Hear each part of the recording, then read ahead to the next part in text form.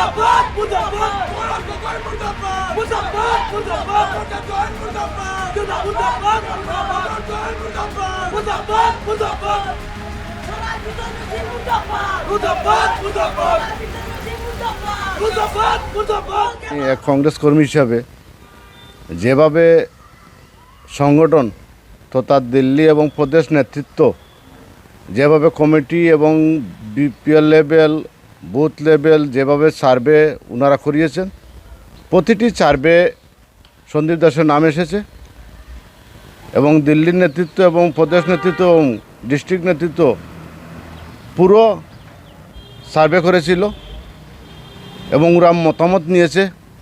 বিভিন্ন অবজারভার এসেছে, BPL level booth level ওনারা এসেছে, মিটিং করেছে। সবাই এক বাক্যে স্থানীয় প্রার্থী তথা সন্দীপ দাস নাম বলেছিল, কিন্তু হঠাৎ করে একজন বিজেপির লোককে এনে দেওয়া কতটুকু যুক্তিসঙ্গত আমরা সবাই মর্মাহত।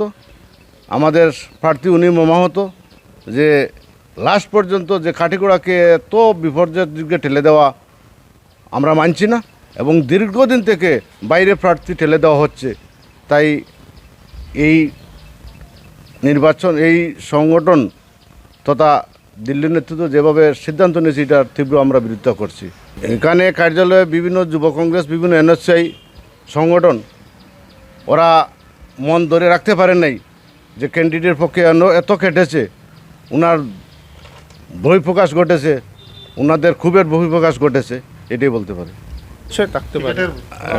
আমরা গৌরব ভূপেন বরা পরে যে গৌরব ঘোষের নেতৃত্বে যে আসামে যেভাবে একটা আলোড়ন সৃষ্টি হয়েছে, এই আশা রেখে কাটিগোড়ার মানুষ তথা কর্মীরা যেভাবে ঝাঁপিয়ে পড়েছিল, আশা করেছিল যে স্থানীয় সন্দীপ দাসকে টিকিট পাবেন, কিন্তু কে বা কাহারা একজন বিজেপিকে একটা লবি, যেটা আমরা প্রায় পাচ্ছেন পত্রপত্রিকায়, যেটা লবি কাজ করছে, যারা বিজেপির সঙ্গে মিলিত হয়ে টিকিট রপ্তানি করছে এবং এটা প্রমাণিত হয়েছে। হিমন্ত বিশ্ব শর্মা বলেছিলেন যে কংগ্রেসের 30টি টিকিট দিবেন, একটা আজকে কাটিগোড়া থেকে একটা প্রমাণ হলো যে ওনার একটা টিকিট এখানে, যেটা প্রমাণিত হইল।